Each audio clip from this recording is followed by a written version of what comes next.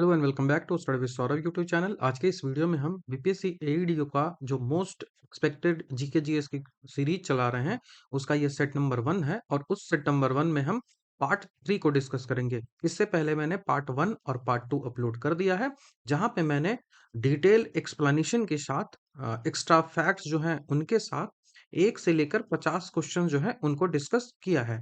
आज हम 50 से लेकर जो आगे के क्वेश्चंस हैं उनको डिस्कस करेंगे। तो यदि आप पहली बार आ रहे हो तो आप पहले जो वीडियोस डाले गए हैं उनको देख लोगे, उसी के बाद इसको देखोगे। तो चलिए वीडियो की शुरुआत कर लेते हैं। पहला क्वेश्चन आपसे पूछा जा रहा है कि एक बंदरगाह है जिसका नाम है न्यू कैसल।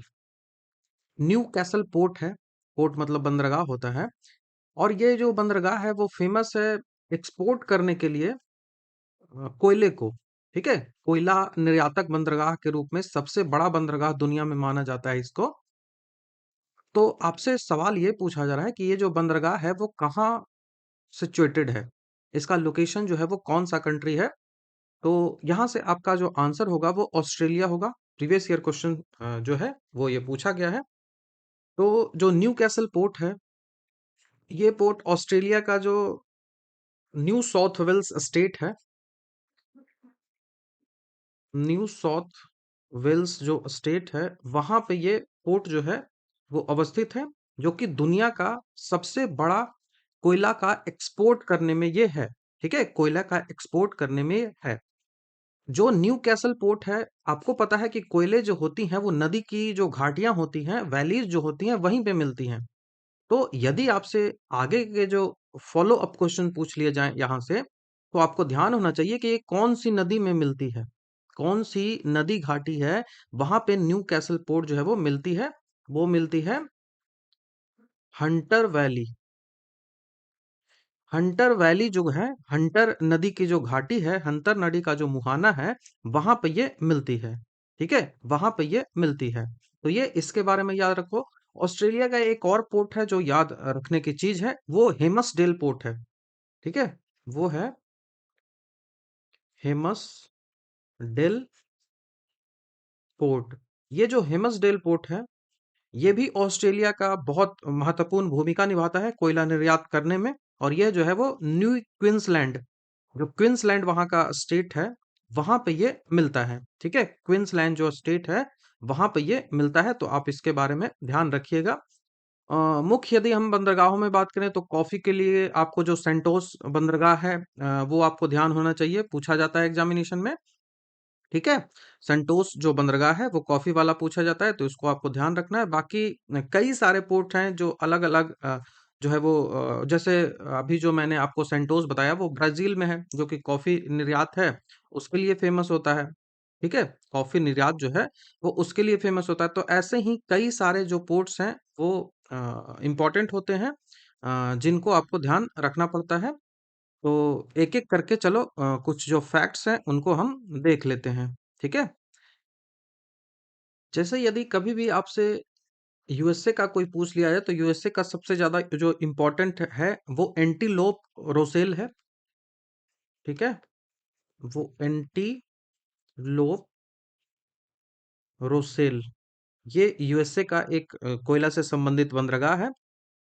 उसके बाद चीन का जो है वो हुई दाऊ जो चीन का है, वो भी बहुत ज़्यादा इम्पोर्टेंट है, क्योंकि चीन जो है वो विश्व का सबसे बड़ा कोयला उत्पादक देश भी है। लगभग विश्व का 50% जो कोयला है वो चीन से ही आता है। और चीन में सबसे ज़्यादा जो अगर कोई इम्पोर्टेंट बंदरगाह है, बंदरगाह बोल रहा हूँ, कोयला का क्षेत्र है, तो वो सानकसी है, इनर मंगोलिया है। तो ये सारा वहाँ का इम्पोर्टेंट है। और खदान में यदि बात करें तो खदान वहाँ का कौन सा है, तो वो अभी मैंने आपको बताया, वो हेरवोसू। ठीक है, हेरवोसू, हेरवोसू जो खदान है वो चाइना का है। तो ये आपको ये इम्पोर्टेंट है। भारत में भी कई सारे खदानें कोयले की हैं, आपको ये जानकारी होगी। जैसे झरिया हो गया जो झारखंड में है, रानीगंज हो गया जो पश्चिम बंगाल में है, तलचर हो गया जो उड़ीसा में है, कोरबा हो गया जो छत्तीसगढ़ में है, मध्य प्रदेश में सिंगरैली है, और जो सिंगरैनी है, दो कंफ्यूजन कभी नहीं होना चाहिए।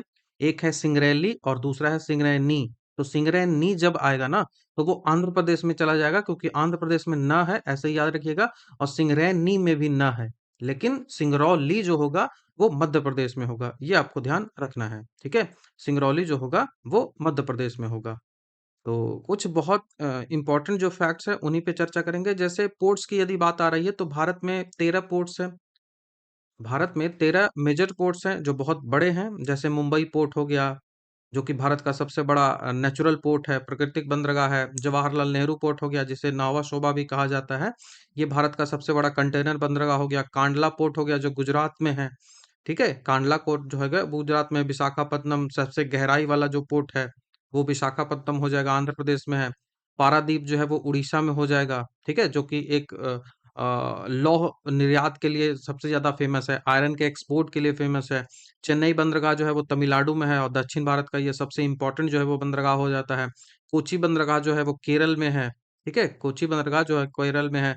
मार्मू गोवा जो है वो गोवा में है। ठीक है, ये भी लोहा निर्यात के लिए फेमस है। न्यू मंगलुरु जो बंदरगाह है वो कर्नाटक में है। उसके बाद जो है वो हल्दिया पोर्ट जो है वो पश्चिम बंगाल में नदीय द्वीप है, क्योंकि वे हुगली पे ही है। ठीक है, वो क्योंकि वो हुगली पे पोर्ट है। उसके बाद कोलकाता में एक और पोर्ट है, जिसको श्यामा प्रसाद मुखर्जी पोर्ट भी कहते हैं, जिसको कोलकाता बंदरगाह भी कहा जाता है। ये भारत का जो है वो पोर्ट है। ठीक है, उसके बाद तूतीकोरिन जो है वो तमिलनाडु में ही आता है। तो ये भारत का बहुत इंपॉर्टेंट जो है वो पोर्ट है। तो भारत के कई सारे पोर्ट्स हैं जो इंपॉर्टेंट हैं। तो सबसे जरूरी जो था वो मैंने बता दिया कि भारत का प्राकृतिक बंदरगाह मुंबई है सबसे बड़ा। सबसे गहराई वाला विशाखापत्तनम है, और एकमात्र जो नदी बंदरगाह भारत में है वो कोलकाता वाला जो है हुगली नदी पे है। ठीक है, कोलकाता वाला है वो हुगली नदी पे। एक सवाल जो है वो एनिसेंट टाइम से लेकर पूछा जाएगा आपसे, कि ताम्रलिप्ति जो बंदरगाह है वो कहाँ है। ताम्रलिप्ति जो बंदरगाह है वो कहाँ है? तो ताम्रलिप्ति जो बंदरगाह है वो गंगा नदी पे था, और कहाँ था? तो वो पश्चिम बंगाल में था। जितने भी एनिसेंट टाइम में सारे जो ट्रेड होते थे, वो पूरब वाला जितना भी ट्रेड होता था, ईस्ट वाला, वो सारा का सारा ट्रेड जो है वो इसी ताम्रलिप्ति जो बंदरगाह था वहां से होता था। ये पश्चिम बंगाल में है। ठीक है, पश्चिम बंगाल में है। ये मौर्य काल में बहुत ज्यादा प्रमुख जो है वो बंदरगाह रहा था। उसके बाद कई सारे हैं, जैसे भूमिली बंदरगाह है जो गुजरात में आ जाएगा। भरूच आप देख लो, भरूच जो है वो इम्पोर्टेंट है। तो भरूच जो बंदरगाह है वो गुजरात में है। और ये पश्चिम वाला जितना भी जो है वो होता था ट्रेड, वो सारा का सारा यहीं से होता था। गुजरात का ये प्राचीन बंदरगाह है। तो यहीं से रोम को भी ट्रेड होता था, ये सब होता था। उसके बाद कनकथरा जो है, जिसको आप कन्नौज भी कहते हो, तो कन्नौज वाला बंदरगाह जो है वो ये भी एक बहुत ज्यादा ट्रेड को लेकर इम्पोर्टेंट बंदरगाह है भारत के लिए। तो आपको याद रखना है कि ताम्रलिप्ति बहुत इंपॉर्टेंट बंदरगाह है। उसके बाद भरूच जो है वो इंपॉर्टेंट बंदरगाह है। उसके बाद एक और आपको याद रखना है, मुकुक्कन। ठीक है, मुकुकुरन। मुकुकुरन जो बंदरगाह है वो भी प्राचीन काल से संबंधित है। ये आपको ध्यान रखना है। ऐसे सवाल जो है वो बाद में बार बार एग्जामिनेशन में जो है वो पूछे जाते हैं। ठीक है, कोयले के टाइप की यदि बात कर लें, तो कोयला जो है वो 4 टाइप का होता है। खास करके नदी घाटियां हैं वहां पे कोयले जो है वो मिलते हैं। तो पहला जो टाइप होता है वो एंथ्रासाइट होता है। एंथ्रासाइट सबसे ज्यादा उच्च क्वालिटी का कोयला होता है, जो कि भारत में बहुत कम मिलता है। ऑलमोस्ट जो है वो 1% के आसपास ही मिलता है एंथ्रासाइट। और वो कहाँ मिलता है? तो वो जम्मू एंड कश्मीर का जो पार्ट है वहां पे मिलता है। सियाचिन ग्लेशियर है वहीं पे ये मिलता है। दूसरी जो क्वालिटी आती है वो बिटुमिनस की आती है। बिटुमिनस जो है वो भारत में सबसे ज्यादा पाया जाता है। और ये गुणवत्ता के आधार पर, यदि क्वालिटी के आधार पर बात करें, तो वो सबसे इम्पोर्टेंट है। और भारत में लगभग 99% जो कोयला होता है ना, वो इसी कैटेगरी का आता है। और किस टाइप के चट्टानों में मिलता है? तो गोंडवाना। गोंडवाना टाइप की जो चट्टानें हैं वहीं पे ये बिटुमिनस जो है वो मिलता है। तीसरा टाइप का जो कोयला होता है वो कहलाता है लिग्नाइट। और चौथा टाइप का जो कोयला होता है वो कहलाता है पीट। ठीक है, और कोकिंग कोयला एक शब्द आता है जो आपको याद रखना चाहिए। कोकिंग कोयला, भारत का जितने भी कोयले होते हैं ना, वो कोकिंग कोयले नहीं होते हैं। वो कोकिंग कोयले नहीं होते हैं। दैट्स वाई भारत को कोकिंग जो कोयला होता है, जो कि ताप विद्युत संयंत्रों में यूज किया जाता है, वो कोकिंग कोयला भारत को निर्यात करना पड़ता है, इंपोर्ट करना पड़ता है। नॉट निर्यात, इंपोर्ट करना पड़ता है। ठीक है, इंपोर्ट करना पड़ता है, आयात करना पड़ता है। ये भी आपको ध्यान रखना है। बहुत ज्यादा ये इंपॉर्टेंट क्वेश्चन हो जाता है। ठीक है, तो जो भी इंपॉर्टेंट था यहाँ से हमने डिस्कस कर लिया। यहाँ पे हमारा जो आंसर होगा वो बी हो जाएगा। ठीक है। नेक्स्ट क्वेश्चन की ओर अब बढ़ते हैं। 52वां नंबर का सवाल है कि भारतीय राष्ट्रीय आंदोलन के प्रारंभ में ही उग्र राष्ट्रवादियों का भी एक वर्ग था। और उस उग्र राष्ट्रवादियों में से जो एक्सट्रीमिस्ट थे, उस एक्सट्रीमिस्ट में से कौन नहीं है? तो लाल बाल पाल आप जानते हो, तो लाल हो गया, बाल हो गया और पाल हो गया, तो गोविंद रनाडे इसमें से नहीं आएंगे। ऑप्शन नंबर सी है, आसान सा सवाल है। ठीक है। तो गोविंद रनाडे जो है वो मॉडरेट्स में थे, ना कि वो क्या बोलते हैं, ना कि वो एक्सट्रीमिस्ट में थे। ठीक है। बाल गंगाधर तिलक का दो आपको याद रखना है। इनकी दो किताबें हैं, दो पत्रिकाएं हैं। एक जो है वो केसरी हो गया और दूसरा हो गया मराठा हो गया। मराठा जो है वो इंग्लिश में है और केसरी जो है वो मराठी में है। ये भी बहुत ज्यादा इंपॉर्टेंट हो जाता है। ठीक है, बहुत ज्यादा इंपॉर्टेंट होता है। भारत में जो डिवीजन हुआ था नरमपंथी और गरमपंथियों के बीच में, वो 1907 में हुआ था। सूरत डिवीजन उसको कहा जाता है। और ये जो है वो कांग्रेस का पहला डिवीजन था। और इस डिवीजन को खत्म कब कर दिया गया था? तो 1916 में एनी बेसेंट और बाल गंगाधर जो तिलक हैं, उनके प्रयासों से इन दोनों को जो है वो मिला दिया गया था लखनऊ अधिवेशन में। ये भी पूछा जाता है। उसके बाद जो है वो गोपाल कृष्ण गोखले जो हैं, उनको माना जाता है कि वो गांधी जी के जो है वो एक राजनीतिक गुरु के रूप में उन्होंने काम किया था। तो अभी के लिए बस इतना याद रख लो। ऑप्शन नंबर सी होगा यहाँ से। 53 नंबर का सवाल है कि इंग्लिश में पहली बार औद्योगिक क्रांति जो शब्द है, उसका प्रयोग किसने किया था? तो who use the term industrial revolution for the first time in English? जो इंडस्ट्रियल रिवॉल्यूशन है, उस शब्द को सबसे पहले जो है वो अर्नाल्ड टायनबिन जो है उसने यूज किया था। तो अर्नाल्ड टायम्बी, अर्नाल्ड टायम्बी जो था उसने यूज किया था। तो ऑप्शन नंबर डी यहाँ से आंसर हो जाएगा। 18वीं से 19वीं शताब्दी में ब्रिटेन में एक इकोनॉमिक आर्थिक जो विकास है, उसको जब डिफाइन कर रहे थे, तो उसी डिफाइन करने में इन्होंने जो अर्नोल्ड टायम्बी है, उसने इस शब्द को, औद्योगिक क्रांति है, उस शब्द को यूज किया था। ठीक है, उसी शब्द को इसने यूज किया था। तो ये आपको ध्यान रखना है। और उसके बाद जो औद्योगिक क्रांति है, उसकी शुरुआत की यदि हम बात करें, तो 18वीं शताब्दी का जो मध्य पार्ट होता है, 18वीं शताब्दी कहने का मतलब कि 1700 से लेकर 1799 तक का जो पार्ट है, वो 18वीं शताब्दी का पार्ट होता है। तो इसका जो मिडिल पार्ट होता है ना, उसी मिडिल पार्ट में इंडस्ट्रियल रिवॉल्यूशन जो है वो आया था। और इसका जो स्टार्ट है, वो कपड़ा से ही हुआ था। ठीक है, वो कपड़ा से ही हुआ था। तो ये भी आपको ध्यान रखना है। बाकी जॉर्ज मिसेलेट जो आपको यहाँ पे दिख रहा है, जॉर्ज मिसेलेट जो है वो फ्रेंच रिवॉल्यूशन है, उस उससे संबंधित एक फ्रांसीसी इतिहासकार हैं। इन्होंने पहली बार जो है वो फ्रांसीसी भाषा जो है उसमें इस शब्द का प्रयोग जो है वो किया था। तो फ्रेंच जो भाषा है, फ्रेंच में यदि हम औद्योगिक क्रांति की बात करें, तो वो इसी ने किया था, जॉर्ज मिसेलेट ने। तो ये इम्पोर्टेंट है। तो ठीक है, तो यहाँ के लिए बस इतना याद रखो। 54 नंबर का सवाल है कि 1833 का जो चार्टर अधिनियम है, उसके अंतर्गत प्रथम विधि आयोग का गठन किया गया था। लॉ जो आयोग है, लॉ जो कमीशन है, उस लॉ कमीशन का एस्टेब्लिशमेंट किया गया था। और उस लॉ कमीशन को हेड जो है वो किसको बनाया गया था? तो उस लॉ कमीशन का जो हेड है वो लॉर्ड मैकाले को बनाया गया था। ठीक है, मैकाले को बनाया गया था। मैकाले मिनट्स भी आप जानते होंगे। तो लॉ कमीशन का हेड जो है वो कौन था? तो वो मैकाले को बनाया गया था 1833 के चार्टर के तहत। और पहला जो विधि आयोग है वो 1833 के चार्टर के तहत कब एस्टेब्लिश हुआ था? तो 1934 में एस्टेब्लिश हुआ था। और लॉर्ड मैकाले इसका अध्यक्ष था।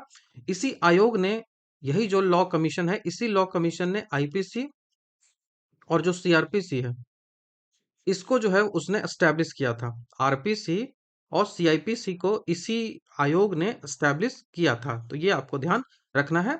1833 का जो चार्टर अधिनियम था, उसके द्वारा बंगाल का जो गवर्नर जनरल था, उसको भारत का गवर्नर जनरल बना दिया गया था। और लॉर्ड विलियम बेंटिक जो था, वो भारत का पहला गवर्नर जनरल बना था। और हम यदि बात करें कि स्वतंत्र भारत में पहला लॉ कमीशन कब बना था, लॉ कमीशन जो है वो इंडिपेंडेंट इंडिया में कौन बना था, कैसे, कब बना था? तो 1955 में पहला लॉ कमीशन इंडिपेंडेंट इंडिया में बना था। और एमसी सितलवाड़ा जो है वो इसके अध्यक्ष थे। एमसी सितलवाड़ा, एमसी सितलवाड़ा इसके अध्यक्ष थे। ये भी आपको एकदम ध्यान रखना है। इंपॉर्टेंट क्वेश्चन है। ठीक है। यदि हम इनकी बात करें, सीआरपीसी और आईपीसी की यदि बात करें, तो इन सबको आप जानते हो कि रिप्लेस कर दिया गया है, लेकिन फिर भी आपको यहाँ से सवाल पूछा जाता है। तो आईपीसी, आईपीसी आपसे पूछा जाएगा कि आईपीसी जो है वो कब एस्टैब्लिश हुआ था। तो आईपीसी जो एस्टैब्लिश हुआ था वो 1834 का जो लॉ कमीशन है उसी से हुआ था। मैंने आपको अभी बताया है। ये जो आईपीसी है, आईपीसी जो है वो 1860 में जो है वो पारित किया गया था, 1860 में। लेकिन ये लागू कब हुआ था, इम्प्लीमेंट कब हुआ था? तो ये इम्प्लीमेंट हुआ था 1862 से। 1862 से ये इम्प्लीमेंट हुआ था, ये आपको ध्यान रखना है। 1862 से ये लागू हुआ था, जिसको भारतीय दंड संहिता आप कहते हो ना, ये 1862 से लागू हुआ था, भारतीय दंड संहिता। अब इस भारतीय दंड संहिता को क्या किया गया है कि भारतीय न्याय संहिता से रिप्लेस कर दिया गया है। इसको रिप्लेस कर दिया गया है इंडियन इंडियन इंग्लिश नहीं होता है इसका, भारतीय न्याय संहिता से इसको रिप्लेस कर दिया गया है। ठीक है, भारतीय न्याय संहिता से इसको रिप्लेस कर दिया गया है, ये आपको ध्यान रखना है। तो ये हो गया आईपीसी का। उसके बाद सीआरपीसी होता है। सीआरपीसी को स्टैब्लिश जो है वो कब किया गया था? तो सीआरपीसी जो है वो 74 से लागू हुआ है। 1973 में आया था, लेकिन लागू कब हुआ है? 1974 से सीआरपीसी जो है वो लागू हुआ है। ठीक है, 1974 से सीआरपीसी लागू हुआ है। लेकिन सीआरपीसी जो आया था वो 73 में ही आया था, ये भी आपको ध्यान रखना है। लागू लेकिन 74 से हुआ था सीआरपीसी। और सीआरपीसी को किसने रिप्लेस किया है? सीआरपीसी को किसने रिप्लेस किया है? तो भारतीय नागरिक सुरक्षा संहिता, भारतीय नागरिक सुरक्षा संहिता ने इसको रिप्लेस किया है। कब किया है? तो वो 2023 का अधिनियम है। ये सारा 3 अधिनियम आया है, तीनों 2023 का है। लेकिन लागू सब कब से हुआ है? लागू 1 जुलाई 2024 से तीनों हुआ है। 1 जुलाई 2024 से ये सब जो नियम है वो लागू हुआ है। उसके बाद भारतीय साक्ष्य अधिनियम आता है, इंडियन एविडेंस एक्ट आता है, इंडियन एविडेंस एक्ट आता है, भारतीय साक्ष्य अधिनियम आता है। भारतीय जो साक्ष्य अधिनियम है, इंडियन एविडेंस जो एक्ट है, वो कब आया था? तो इंडियन एविडेंस जो एक्ट है वो 1872 में आया था, और 1872 में ही ये लागू कर दिया गया था। 1872 में ही ये लागू कर दिया गया था। और इसको रिप्लेस किससे किया गया है? तो इसको रिप्लेस किया गया है भारतीय साक्ष्य अधिनियम से। भारतीय साक्ष्य जो अधिनियम है उससे इसको रिप्लेस कर दिया गया है। कब का? 2023 का। और लागू 1 जुलाई 2024 से सारे जो अधिनियम है वो हुए हैं। तो यहाँ के लिए बस इतना आपको ध्यान रखना है। नेक्स्ट क्वेश्चन की बात करें कि किस संविधान संशोधन के द्वारा 6 से 14 वर्ष के जो बच्चे होते हैं उनको निशुल्क और अनिवार्य शिक्षा का प्रावधान जो है वो किया गया था, कि उनको शिक्षा जो है वो फ्री में मिलनी चाहिए।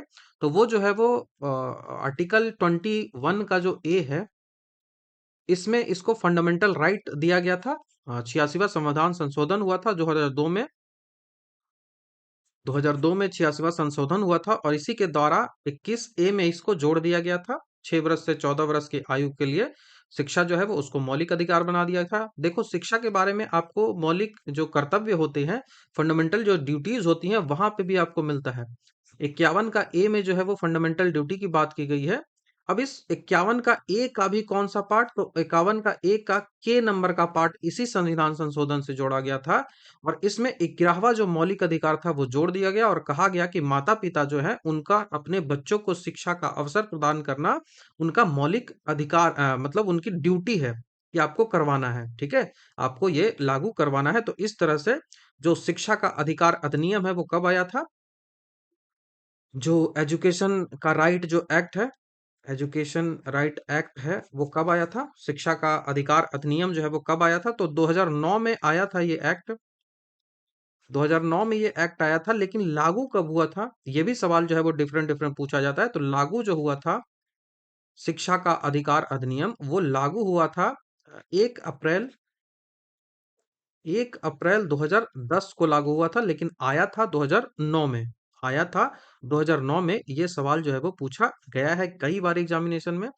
और आप बताइए कि शिक्षा के बारे में कहाँ चर्चा की गई है? ये तो फंडामेंटल ड्यूटी है, ये जो है वो फंडामेंटल राइट है। क्या डीपीएसपी में भी शिक्षा की व्यवस्था जो है वो की गई है? क्या डीपीएसपी में भी शिक्षा की व्यवस्था की गई है? अब इन सारे जगह जो है शिक्षा की जहां जहां व्यवस्था की गई है, जैसे मैंने पहला आपको बताया फंडामेंटल राइट वाला, पहला जो है वो मैंने बताया आपको फंडामेंटल राइट वाला। तो फंडामेंटल राइट में व्यवस्था कितनी की गई है? तो यहाँ पे 6 से लेके 14 वर्ष तक है। 6 से लेके 14 ईयर तक है, पहला हो गया। दूसरा मैंने कहा कि फंडामेंटल ड्यूटी में भी है, तो फंडामेंटल ड्यूटी में कितना है, तो यहाँ भी 6 से लेकर 14 वर्ष है। 6 से लेके 14 वर्ष है। मैंने तीसरा कहा कि डीपीएसपी में है, और यहाँ पे जो 45 नंबर का आर्टिकल है वो इसी बारे में बात करता है। यहाँ पे जो है वो 0 से लेकर 6 वर्ष के जो बच्चे होते हैं उनके बारे में चर्चा की गई है। तो ये आपको ध्यान रखना है। चलिए तो नेक्स्ट क्वेश्चन की ओर बढ़ते हैं। ठीक है, ऑप्शन नंबर सी हमारा यहाँ से आंसर हो जाएगा। जो और आपको दिया गया है, 42वां संविधान संशोधन 1976 में हुआ था, 44वां संविधान संशोधन 1978 में हुआ था। 42वां संविधान संशोधन, उसको लघु संविधान भी कहा जाता है। यहाँ पे कई सारे प्रावधान किए गए थे। 44वां संविधान संशोधन है, उसमें संपत्ति का अधिकार था, उसको मौलिक अधिकार से हटाकर उसको विधिक अधिकार जो है वो बना दिया गया था।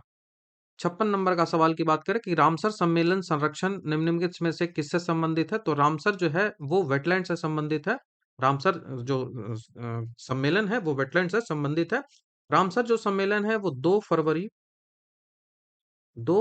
1971 को ये जो सम्मेलन है वो रामसर नाम का जो जगह था, रामसर नाम का जो प्लेस था, वहां पे ये हुआ था। डेट्स वाई इसको जो है वो रामसर जो संधि है वो कहा जाता है। ठीक है, और इसका उद्देश्य होता है कि जितने भी वेटलैंड्स हैं, जितने भी आर्द्र भूमि है, उनको संरक्षण करना।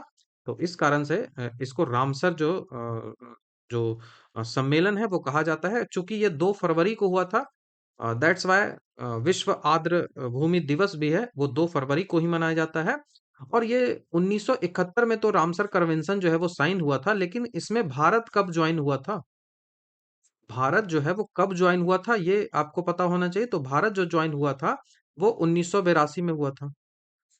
1982 में जो है वो इंडिया ने इसको ज्वाइन किया था। इंडिया ने इसको ज्वाइन किया था। अभी की बात करूं तो भारत में लगभग जो है वो 100 के आसपास जो है वो भारत में वेटलैंड हो चुके हैं।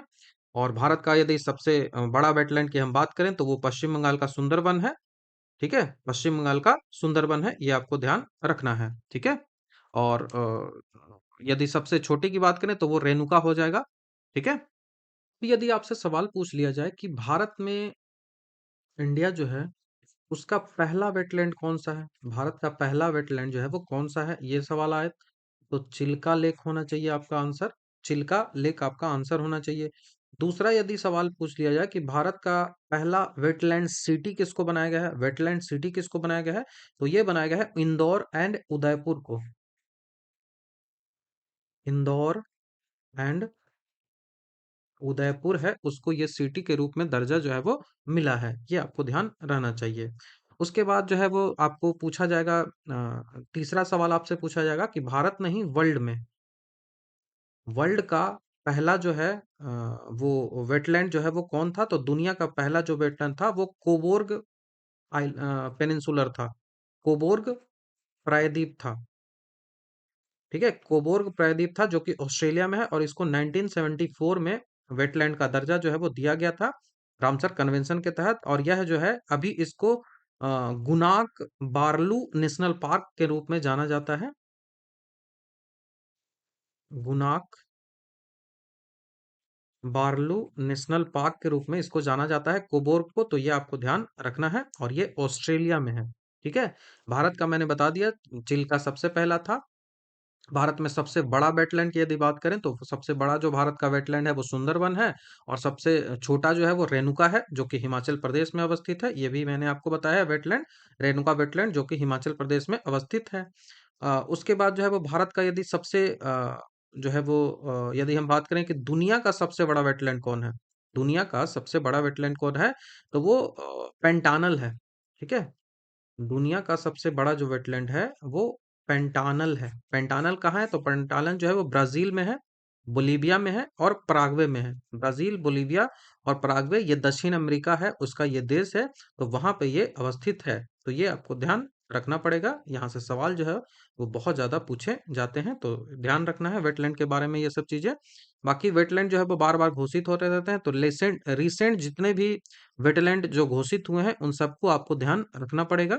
ठीक है, उन सबको आपको ध्यान रखना पड़ेगा। तो यहाँ से हमारा आंसर वेटलैंड से संबंधित होएगा। और ये जो रामसर है वो कहाँ का शहर है, तो रामसर जो है वो ईरान का शहर है, और 2 फरवरी को वेटलैंड दिवस मनाया जाता है, याद रखिएगा। डायबिटीज आपको होता है, उसके बारे में आपको बताया जा रहा है कि डायबिटीज आखिर क्यों होता है, ये आप बताइए। तो डायबिटीज देखो क्यों होता है ना, कि हमारा जो पैंक्रियाज है ना, वो पैंक्रियाज का दो काम है। पहला कि वो एंडोक्राइन ग्लैंड के रूप में भी काम करता है और एक्सोक्राइन ग्लैंड के रूप में भी काम करता है। तो पैंक्रियाज का जो इंडोक्राइन ग्लैंड है ना, वो लगभग 1% के आसपास काम करता है। अब ये जो इंडोक्राइन पैंक्रियाज का ग्लैंड है, इसमें तीन टाइप के सेल होते हैं। इसमें तीन टाइप के सेल होते हैं और उन सेल से, उन जो तीन टाइप के सेल्स होते हैं, तीनों से अलग अलग हार्मोन्स जो है वो निकलते हैं। तीनों से अलग अलग जो हार्मोन्स है वो निकलते हैं। और इन्हीं हार्मोन्स का जो काम है वो होता है, इन्हीं हार्मोन्स का जो अलग अलग जो है वो काम होता है। तो एक एक करके मैं इन सब के बारे में आपको डिस्कस करता हूँ।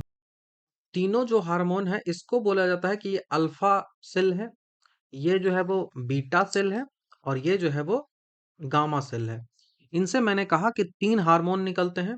अल्फा सेल से जो हार्मोन निकलता है, अल्फा सेल से जो हार्मोन निकलता है, उसको बोलते हैं कि वो ग्लूकागन हार्मोन है। ग्लूकागॉन हार्मोन है।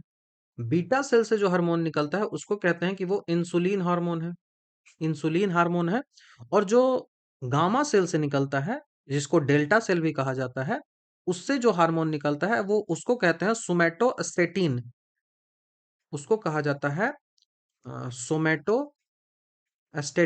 तो सोमैटोस्टेटिन हार्मोन है जो कि गामा या फिर डेल्टा जो सेल है वहां से निकलती है।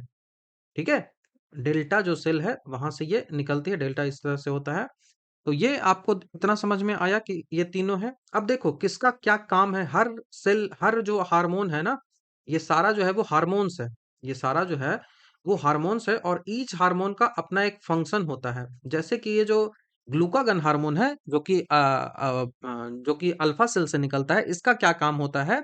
इसका काम होता है कि जो आपका ग्लूकोज है, जो भी खाना आप खाते हो तो वो ग्लूकोज के रूप में ही रहता है। तो लीवर में जो भी ग्लूकोज होता है, तो लीवर का जो ग्लूकोजेनेसिस है वो करता है ये। और जितना भी ग्लूकोज है वो यदि एक्स्ट्रा होता है, जितना भी ग्लूकोज यदि एक्स्ट्रा होता है, बढ़ी हुई जो भी ग्लूकोज की मात्रा बढ़ जाती है, उसको जो है वो ग्लाइकोजन जो है, ग्लाइकोजन के रूप में रहता है। उन ग्लाइकोजन के वो ग्लूकोज में कन्वर्ट करता है। ठीक है, देखो सबसे पहले इंसुलिन को समझो, तब ये वाला ज्यादा आसानी से समझ में आएगा। इंसुलिन जो है वो बीटा सेल से निकलता है। ये क्या करता है कि कार्बोहाइड्रेट का जो है वो उपापचयन करता है, मेटाबॉलिज्म करता है। और हमारा जो भी ग्लूकोज हमको मिला था, उन सारे ग्लूकोज को उसने क्या किया कि ग्लूकागन में कन्वर्ट कर दिया। ग्लूकागन जो है, ग्लूकागन बोल रहा हूँ, ग्लाइकोजन में कन्वर्ट कर दिया। ग्लाइकोजन में कन्वर्ट कर दिया ग्लूकोज को, यही इसका काम है। अब जब ग्लाइकोजन में कन्वर्ट हो गया और ग्लाइकोजन जो है वो स्टोर कहाँ हो गया, तो ये स्टोर्ड फैट के रूप में लीवर में चला गया। ग्लाइकोजन जो है वो लीवर में स्टोर्ड फैट के रूप में चला गया। तो इंसुलिन का काम होता है कि वो क्या करेगा। तो इंसुलिन जो है वो ग्लूकोज को ग्लाइकोजन में कन्वर्ट कर देगा। ग्लूकोज को ग्लाइकोजन में कन्वर्ट कर देगा। ठीक है, ग्लूकोज को ग्लाइकोजन में कन्वर्ट करेगा। अब ये जो इंसुलिन है वो क्या है, तो इंसुलिन एक पेप्टाइड है। सवाल पूछा गया है, इंसुलिन एक पेप्टाइड है, ये याद रखना है। अब ग्लूकागन का काम है कि ये जो ग्लाइकोजन आया था ना, इस ग्लाइकोजन को फिर से वो ग्लूकोज में कन्वर्ट कर दे, ग्लाइकोजन को फिर से ग्लूकोज में कन्वर्ट कर दे। सोमैटोस्टेटिन है, उसका काम है कि जो पॉलीपेप्टाइड होते हैं, उन पॉलीपेप्टाइड को फूड से एसिमिलेशन करके उसको बढ़ा दे। तो ये तीन इसका काम होता है। अब यही जो इंसुलिन है ना, ये इंसुलिन है, इस इंसुलिन के कारण क्या होता है कि इंसुलिन क्या कर रहा है, इंसुलिन ग्लूकोज को आपको ग्लाइकोजन में कन्वर्ट कर रहा है। लेकिन इंसुलिन जो है वो, यदि इंसुलिन आपके बॉडी में कम जाए, इंसुलिन आपके बॉडी में कम जाए तब क्या होगा। इंसुलिन आपके बॉडी में यदि कम जाएगा तो होगा कि ग्लूकोज जो है वो ग्लाइकोजन में कन्वर्ट नहीं होगा। जब ग्लूकोज ग्लाइकोजन में कन्वर्ट नहीं हुआ तो आपका जो ब्लड है ना, उस ब्लड में ग्लूकोज की मात्रा बढ़ जाएगी, और ये ग्लूकोज जो है वो शुगर के फॉर्म में रहेगा। दैट्स वाई आपका शुगर लेवल जो है वो बढ़ जाता है। शुगर लेवल आपका बढ़ जाता है। तो जब भी इंसुलिन की मात्रा कमेगी तो आपको शुगर लेवल जो है वो बढ़ जाता है। तो इंसुलिन की जैसे ही कमी होगी, तो प्रोटीन का जो संश्लेषण होता है, सेंसिटाइजेशन होता है, वो नहीं होता है। तभी इसकी कमी से आपको मधुमेह रोग हो जाता है और आपका ब्लड में ग्लूकोज बढ़ जाता है और उसी बढ़े हुए ग्लूकोज को आपको जो है वो निकाला जाता है। तो कैसे? आपका यूरिन के रूप में सबसे पहले वो ग्लूकोज जो है वो निकलता है। तो ये पता आपको चल सकता है वहां से यूरिन से कि आपको जो है वो इंसुलिन डायबिटिक है या नहीं है। और इस जो कमी के कारण जो डायबिटीज होती है, उस डायबिटीज को हम कहते हैं कि वो डायबिटीज मेलिटस है। वो जो है वो डायबिटीज मेलिटस है। ये भी सवाल आपको पूछा जाता है। मेलिटस है, डायबिटिस मेलिटस है, बहुत ज़्यादा ये इम्पोर्टेंट है। लेकिन यदि आपको बहुत ज़्यादा इंसुलिन हो गया, इंसुलिन की मात्रा यदि आपको ज़्यादा हो गई, तो ज़्यादा इंसुलिन होने के कारण क्या होगा कि ज़्यादा इंसुलिन के कारण आपको हाइपोग्लाइसीमिया हो जाएगा। हाइपोग्लाइसीमिया हो जाएगा, ज़्यादा इंसुलिन यदि होगा, तो वो ज़्यादा से ज़्यादा ग्लूकोज को ग्लाइकोजन में कन्वर्ट कर देगा, जिस कारण से हाइपोग्लाइसीमिया जो हो जाता है, जिससे ब्लड में जो है वो इसकी जो ग्लूकोज की मात्रा कम जाएगी और आपका जो है वो जो रिप्रोडक्शन पावर है वो घट जाएगा, आपका दृष्टि खत्म हो जाए, मतलब ग्लूकोज है ही नहीं तो आपको एनर्जी आखिर कहाँ से मिलेगा? तो ये जो बीमारी होती है, इस बीमारी को हाइपोग्लाइसीमिया कहा जाता है। हाइपोग्लाइसेमिया याद रखिएगा, बहुत ज्यादा ये इंपॉर्टेंट है। तो ये ऐसे ही करके ये होता है, तो आपका आंसर यहाँ से क्या बनेगा? लो प्रोडक्शन ऑफ इंसुलिन।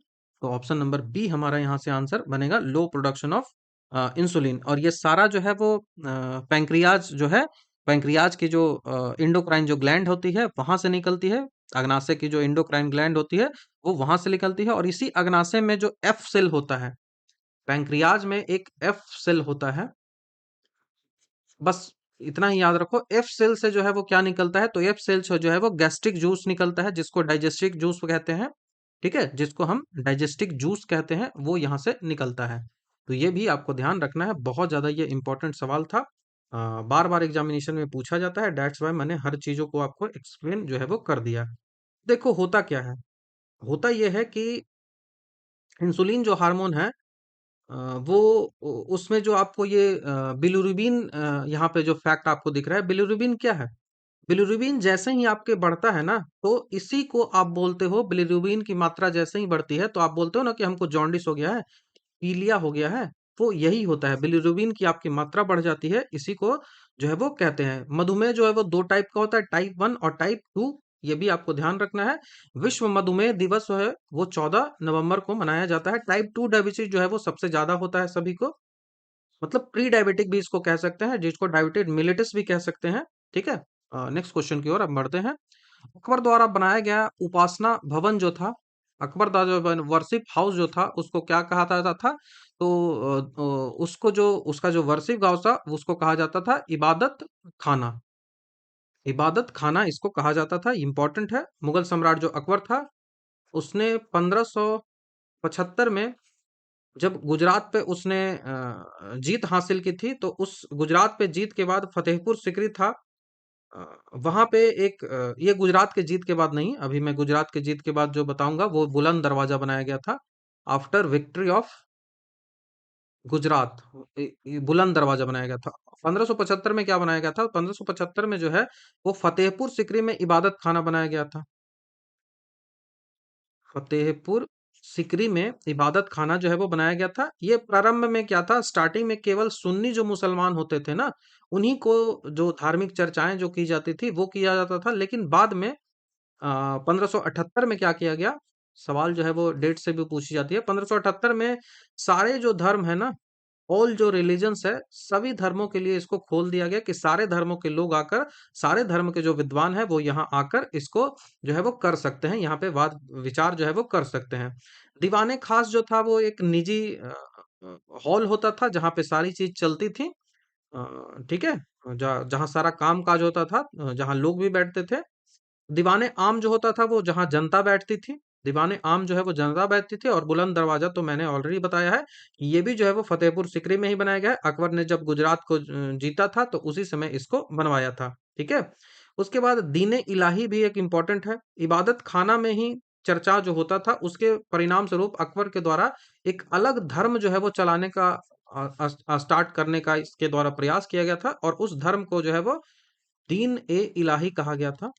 दीन इलाही पूछा जाएगा आपसे सवाल। प्रीवियस ईयर में पूछा गया है कि कौन सा ऐसा शासक था जिसने एक अलग धर्म चलाने की जो है वो कोशिश की थी। तो दो दीने इलाही नाम से अकबर ही एक समधर्मी पंथ का स्थापना करने की सोच रहा था, लेकिन इसको मुस्लिम जो उलेमा होते थे, बड़े जो व्यक्ति होते थे, उनके द्वारा इसको सफल नहीं होने दिया गया। ठीक है, तो ये आपको ध्यान रखना है, इबादत खाना। ठीक है, अकबर के बारे में कुछ इंपॉर्टेंट फैक्ट की यदि हम बात करें तो अकबर का जो जन्म हुआ था, पूछा जाता है, दैट्स वाई जरूरी है इन सबको बताना और आपको जानना। 1542 में अकबर का जो जन्म हुआ था वो अमरकोट में, अमरकोट जो था वहां का जो राजा था राणा विरसाल, वहां पे हुआ था। तो जन्म कहाँ हुआ था? अमरकोट है, वहां पे हुआ था। किसके घर में? तो राणा विरसाल का घर था।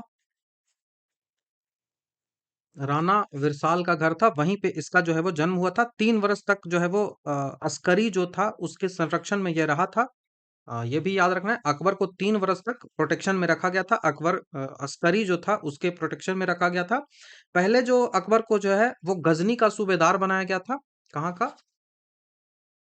गजनी का सूबेदार पहले बनाया गया था, लेकिन इसको बाद में जो है वो पंजाब जो था, जब हुमायूं के द्वारा पंजाब को जीता गया, तो बाद में इसको हुमायूं ने जब दिल्ली को जीत लिया था तब इसको पंजाब का जो है वो गवर्नर बना दिया गया था। ठीक है, पंजाब का जो गवर्नर है वो बता दिया गया था। पंजाब का जो गुरदासपुर जिला था वहां पे 13 वर्ष की अवस्था में इसको जो है वो बैरम खान ने राज्याभिषेक करवाया था। तो कहाँ पे हुआ था? तो गुरदासपुर में। गुरदासपुर में इसका जो है वो राज्याभिषेक हुआ था, क्रोनोनेशन जिसको बोलते हैं, वो हुआ था कितने वर्ष की उम्र में? 13 ईयर का एज था उस समय ये राज्याभिषेक जो है वो हुआ था। किसके द्वारा करवाया गया था? तो बैरम खान के द्वारा ये करवाया गया था। ठीक है, जगह का नाम जो है वो कलानौर था। ठीक है, जगह का यदि नाम आपसे पूछ लिया जाए तो कला नौर जो है वो जगह का नाम था। ठीक है, जगह का नाम कला नौर था। तो ये याद रखना है। इसने पानीपत का जो द्वितीय युद्ध है 1556 में जो हेमू के साथ हुआ था उसको लड़ा था, और यहीं पे जो है वो विक्रमादित्य से जो हेमू जो था वो विक्रमादित्य से यहाँ युद्ध हुआ था। विक्रमादित्य की उपाधि लेने वाला जो ये जो हेमू है ना, एक हिंदू शासक था और 14वां ये व्यक्ति था जिसने विक्रमादित्य है उसकी उपाधि ली थी। ठीक है, विक्रमादित्य की उपाधि ली थी। उसके द्वारा जो बैरम खान है 1556 से लेकर 1556 से लेकर 1560 का जो शासन रहा है, उस समय बैरम खान के संरक्षण में ही रहा था और बैरम खान को वजीर का पद दे दिया गया था। और इस बैरम खान को खाने खान की उपाधि भी दिया गया था। ठीक है, खाने खान की उपाधि भी दिया गया था। लेकिन बैरम खान जब पाटन बैरम खान जो था वो बैरम खान जो था वो बैरम खान जा रहा था कहाँ? तो बैरम खान जा रहा था 1561 में मक्का, सऊदी अरेबिया में जो मक्का है वहां जा रहा था। लेकिन उसको गुजरात का जो पाटन जगह है, गुजरात का जो पाटन नाम का जगह है, इसी पाटन नाम के जगह पे उसको जो है वो मुबारक खान ने हत्या कर दी थी। तो बैरम खान को किसने मारा था? तो वो मुबारक खान ने मारा था। किसने? मुबारक खान। बहुत ज्यादा इंपॉर्टेंट है, सवाल जो है वो पूछा गया है, मुबारक खान ने मारा था।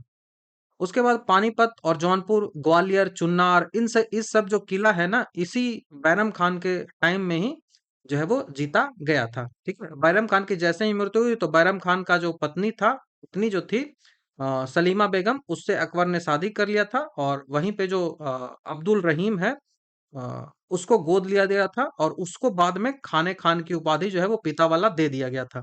ठीक है, 60 से 64 के बीच जो है वो, चूंकि वो बहुत 1560 से लेकर 1564 का जो समय था वो अकबर के लिए प्रारंभ काल था, जिस कारण से इस शासन जो 1560 से लेकर 1564 का जो शासन है, इसको मिटा के मैं लिखता हूँ।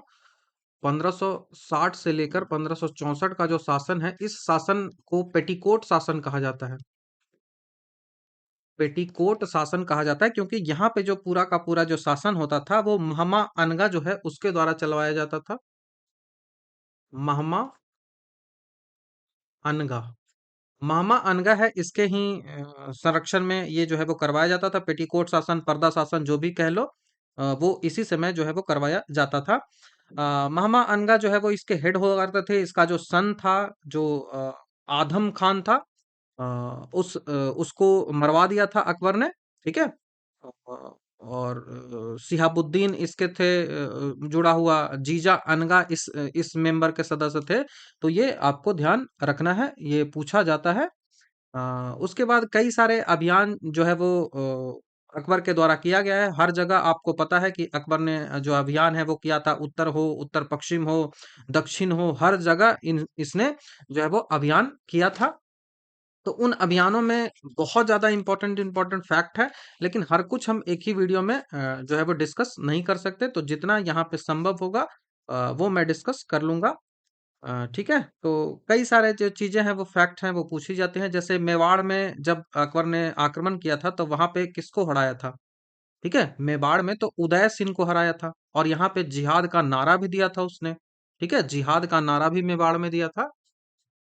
तो मेवाड़ है, वहाँ का शासन कौन था? तो उदय सिंह। और यहाँ पे जिहाद का इसने नारा भी दिया था। उसके बाद रणथंभौर में जब इसने हराया था तो उस समय जो है वो कौन था शासक? तो सूरज नारायण सिंह था। बहुत ज्यादा इंपॉर्टेंट है। गोंडवाना में जब हराया था इसने तो वहां पे एक महिला शासिका थी, दुर्गावती, उसको ये हराया था। महिला शासिका जो दुर्गावती थी उसको हराया था। तो ये भी बहुत ज्यादा इंपॉर्टेंट है, सवाल जो है वो पूछा जाता है। और कई बार जो है वो पूछा भी गया है। तो इसलिए आपको याद रखना है। बाकी जब आगे हम कभी पढ़ेंगे तो इन सब के बारे में डिस्कस करेंगे। ठीक है? तो बहुत जैसे इसने हल्दी घाटी की युद्ध 1576 में लड़ा था। महाराणा प्रताप जो था उसके द्वारा हल्दी घाटी का युद्ध जो है वो इसने लड़ा था, हल्दी घाटी का युद्ध। इसके द्वारा कई सारे जो काम किए गए थे, जिनमें सबसे ज्यादा अगर कोई इम्पोर्टेंट काम है तो वो तीन काम सबसे ज्यादा इम्पोर्टेंट हुआ था। पहला काम तो उसने किया था 1562 में। 1562 में इसका सबसे पहला काम था, वो था कि युद्ध जब होता था तो युद्ध के बाद युद्ध बंदी बनते थे। तो युद्ध बंदी के क्या काम करता था? तो युद्ध बंदी को या तो बेच दिया जाता था, नहीं तो दास बना दिया जाता था। तो दास प्रथा को इसने खत्म किया। लॉर्ड एलन बरो ने ब्रिटिश काल में खत्म किया था, और यहाँ पे इसने, और उधर जो सल्तनत काल में फिरोज शाह तुगलक। तो दास प्रथा को खत्म किया था। उसके बाद हिंदू जब तीर्थ यात्रा करते थे, पिलग्रिमेज जो जाते थे, तो वो 1563 में जो तीर्थ यात्रा पे टैक्स लगता था, उस तीर्थ यात्रा पे जो कर लगता था उसको समाप्त कर दिया। जो पिलग्रिमेज जो है, तीर्थ यात्रा है, उस पे जो टैक्स लगता है उसको खत्म किया।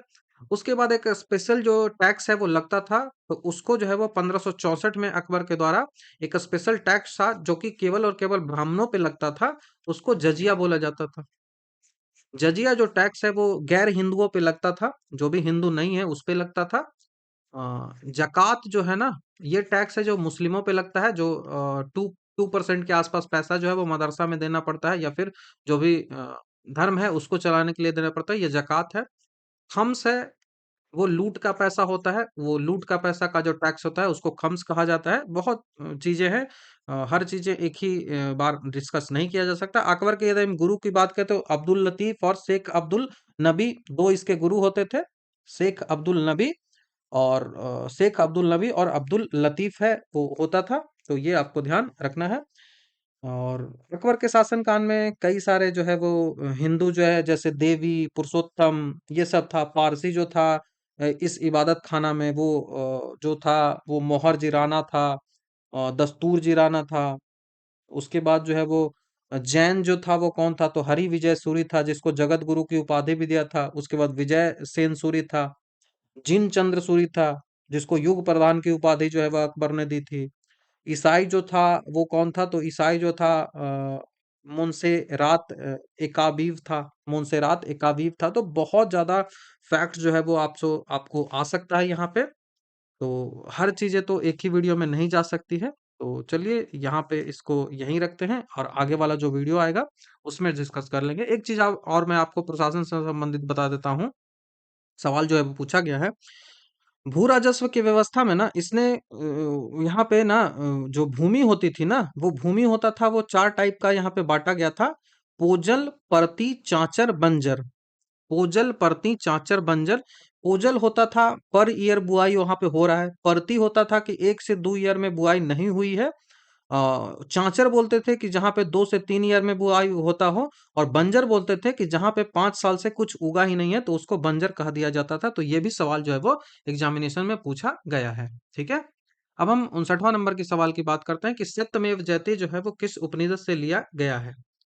तो सत्यमेव जयते जो है वो मुंडकोपनिषद जो है उससे लिया गया है। तो ऑप्शन नंबर डी हमारा यहाँ से आंसर बनेगा।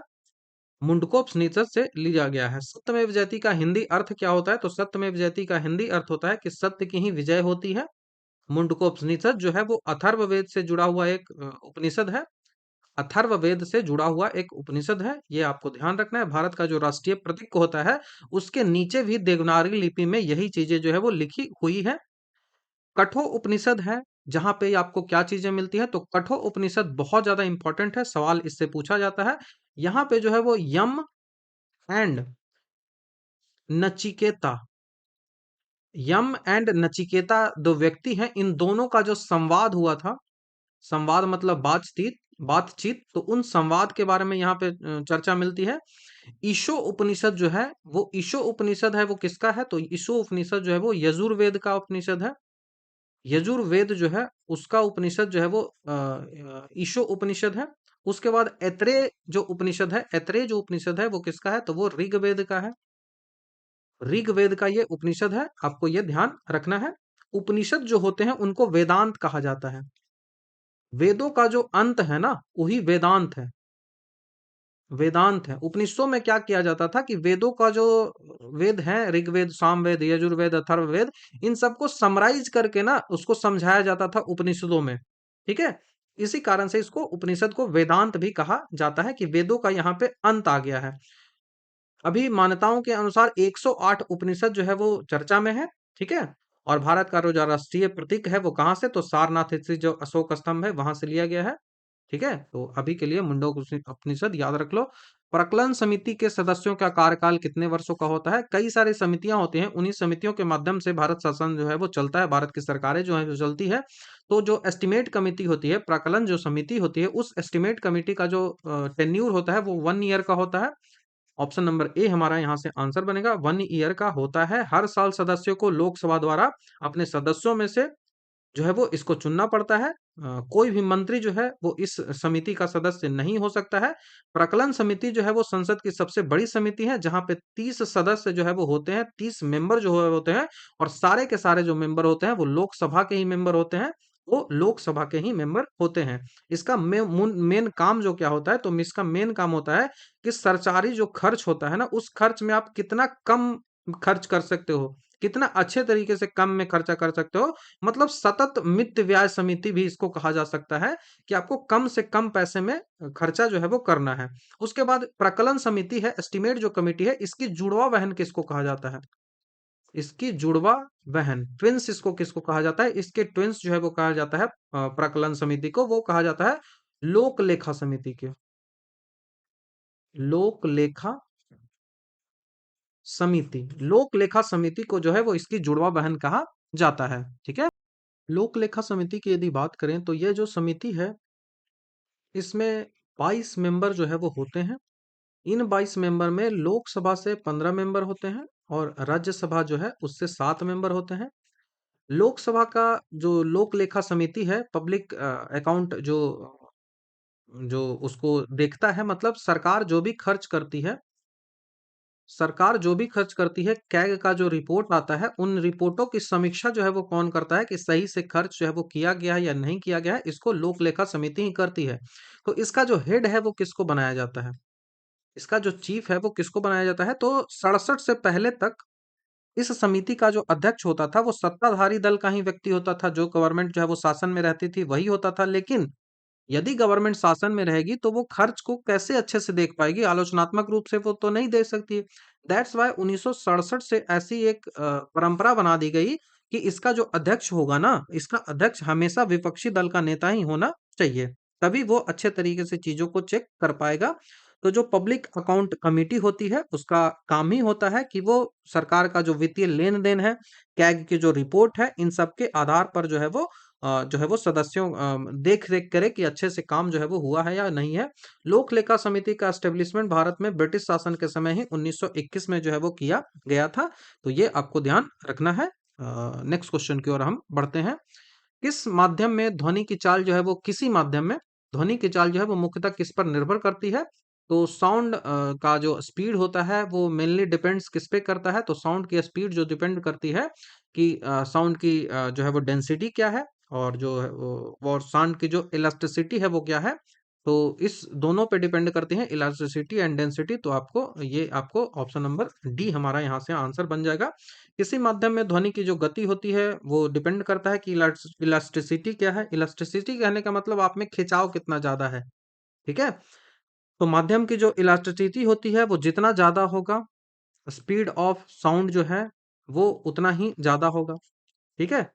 डेंसिटी की बात करें तो माध्यम का घनत्व जितना कम होगा, डेंसिटी जो है वो जितना कम होगा, साउंड की स्पीड जो है वो स्पीड ऑफ साउंड जो है वो उतना ही ज्यादा होगा। तो वो इनवर्सली प्रोपोर्शनल होता है।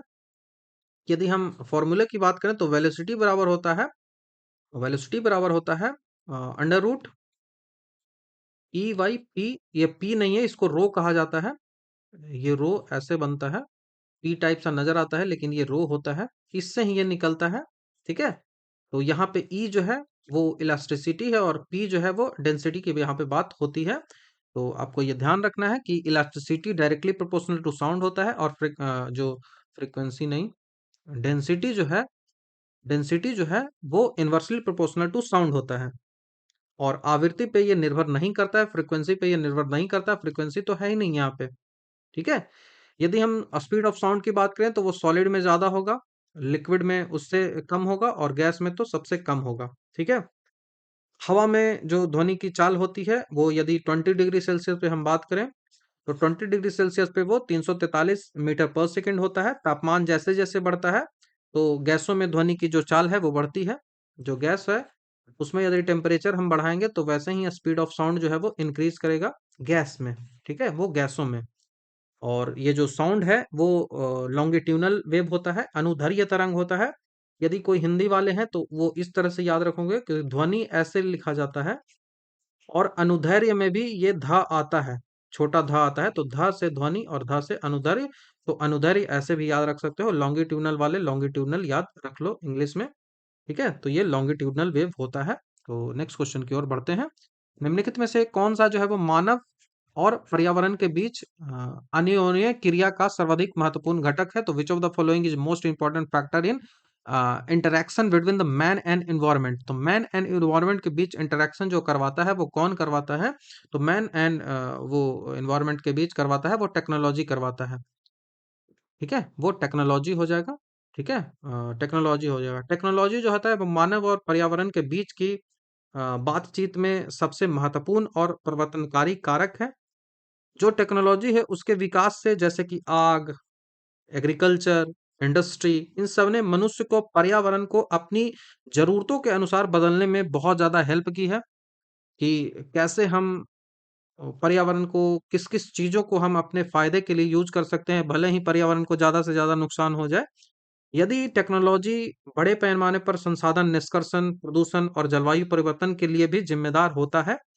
ठीक है, यही होता है जिम्मेदार। तो ये आपको ध्यान रखना है। मानव पर्यावरण संबंधों के अध्ययन में तीन महत्वपूर्ण अवधारणाएं होती हैं, जैसे पर्यावरणीय नियतिवाद, संभववाद और नव नियतिवाद। तो इतना डिटेल से हमको नहीं पढ़ना है, इतना ही बस टेक्नोलॉजी आप याद रख लो। मानव अनुभव और मानव की जो बुद्धिमत्ता होती है, ये जो ह्यूमन का एक्सपीरियंस और ह्यूमन इंटेलिजेंस होता है, ये इसी का तो इफेक्ट है ना टेक्नोलॉजी। तो ये प्रौद्योगिकी के विकास के पीछे का रीजन यही होता है। ठीक है, तो टेक्नोलॉजी वह इंस्ट्रूमेंट है जिसके माध्यम से बुद्धि और जो अनुभव है उसको पर्यावरण में आप लागू कर सकते हो। तो ये एक कंसेप्चुअल क्वेश्चन है, तो ऑप्शन नंबर सी आपको याद रखना है। और ये एसआई का पीवाई क्यू है। एसआई का पीवाई क्यू है। आपको मैंने ऑलरेडी बताया ना कि ऑलमोस्ट मैंने 80% जो क्वेश्चन है वो यहाँ पे पीवाई क्यू ही रखा है। आपसे पूछा जा रहा है कि इंटरनेशनल ओलंपिक काउंसिल है, उसका हेडक्वार्टर जो है वो कहाँ है? तो लोजेन में है। लोजेन जो है वो वहाँ पे इंटरनेशनल ओलंपिक काउंसिल है, उसका हेडक्वार्टर है लोजेन। लोजेन कहाँ है? तो वो स्विट्जरलैंड में है लोजेन। ठीक है, वो स्विट्जरलैंड में है। यही जो ओलंपिक समिति होती है वो ग्रीष्मकालीन और शीतकालीन ओलंपिक है, पैरा ओलंपिक है, ये सारा वही करवाती है। ठीक है। जिनेवा में बहुत सारा हेडक्वार्टर इंपॉर्टेंट इंपॉर्टेंट है, जैसे डब्ल्यूएचओ का हेडक्वार्टर जिनेवा में है, डब्ल्यूटीओ का जो हेडक्वार्टर जिनेवा में है, वर्ल्ड लेबर ऑर्गेनाइजेशन का जो अंतर्राष्ट्रीय जो श्रम संगठन होते हैं, वर्ल्ड लेबर ऑर्गेनाइजेशन जो होता है, डब्ल्यूएलओ, उसका भी हेडक्वार्टर जो है वो जिनेवा में है।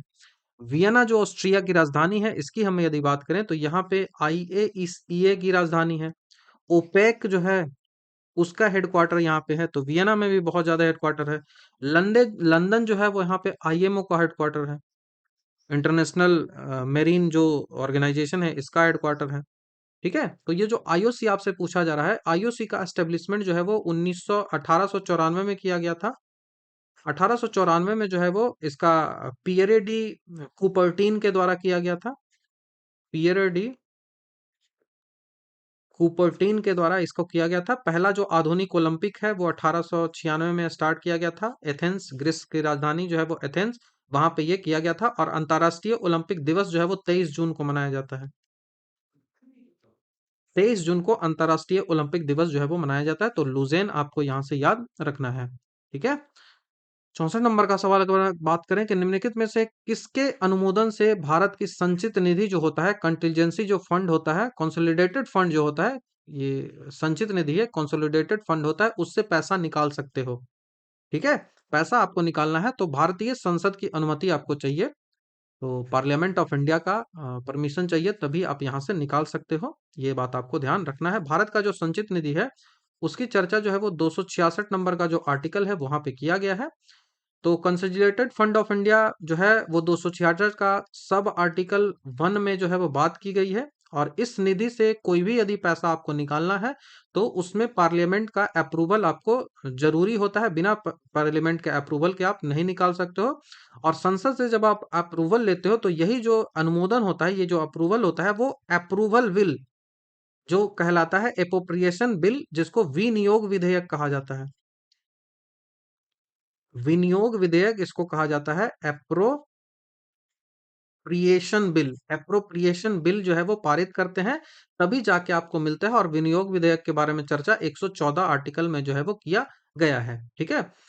भारत के जो संविधान है वहाँ 3 प्रकार के निधियां हैं, उसका उल्लेख जो है वो किया गया है, फंड का उल्लेख किया गया है। जैसे पहला फंड जो है वो संचित निधि हो गया, दूसरा लोक लेखा हो गया, और तीसरा जो है वो आकस्मिक निधि हो गया, कंटीजेंसी फंड, जिसका 267 में चर्चा जो है वो किया गया है, वो भी आपको याद रखना है। ठीक है।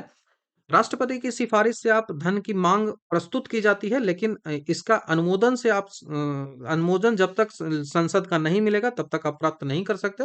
तो राष्ट्रपति की सिफारिश पर ही आप धन की मांग प्रस्तुत करेंगे, लेकिन अंतिम जो अनुमोदन है वो संसद देगा। ठीक है। तो राष्ट्रपति से आपको जो है वो सिफारिश तो लेना ही पड़ेगा, लेकिन अनुमोदन जो है वो कौन, अप्रूवल कौन देगा, तो वो अंतिम अप्रूवल जो है वो संसद ही देता है। ठीक है। नेक्स्ट क्वेश्चन की बात करें कि तत्वों के निम्नलिखित युग्मों में से उन सही युग्मों को चुनिए जो कि सामान्य ताप और मानक दाब पर द्रव अवस्था में होते हैं। आपसे पूछा जा रहा है कि कौन सा नॉर्मल टेम्परेचर और स्टैंडर्ड जो प्रेशर होता है उस पर लिक्विड फॉर्म में होता है। लिक्विड फॉर्म में होता है तो ब्रोमीन तो होता है। ठीक है। ब्रोमीन तो होता है, तो ब्रोमीन देखो सब जगह है, तो ये वाला ऑप्शन तो नहीं होगा। अब ब्रोमीन के साथ साथ कौन होता है, तो ब्रोमीन के साथ साथ जो है वो कौन होता है, तो ब्रोमीन के साथ साथ मरकरी होता है। तो अब देखो यही ऑप्शन आपको बच रहा है, ब्रोमीन के साथ साथ मरकरी ही होता है, तो ये ऑप्शन आपको बच रहा है। तो मरकरी, जिसको पारा Hg भी कहते हैं, एक धातु है। तो यदि आपसे कभी पूछा जाए कि धातु के रूप में यदि बात करें, मेटल के रूप में यदि बात करें कि कौन है लिक्विड फॉर्म में, तो मरकरी है। और नॉन मेटल के रूप में यदि बात करें तो कौन होगा, तो वो ब्रोमीन होगा, वो ब्रोमीन होगा। ठीक है। वो ब्रोमीन होगा, ये आपको ध्यान रखना है। और और कई सारे गैलियम वैलियम भी होते हैं, लेकिन वो इस टेम्परेचर पे नहीं होते हैं, जितना ज्यादा जो है वो ये होता है, मरकरी और ब्रोमीन।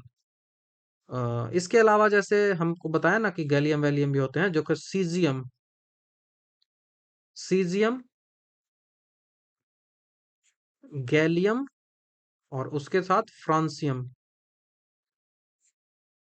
ये तीनों भी है ना, सीजियम, गैलियम, फ्रांसियम भी है ना, ये भी कमरे की तापमान के करीब ही लिक्विड फॉर्म में होता है, रूम टेम्परेचर के आसपास ही।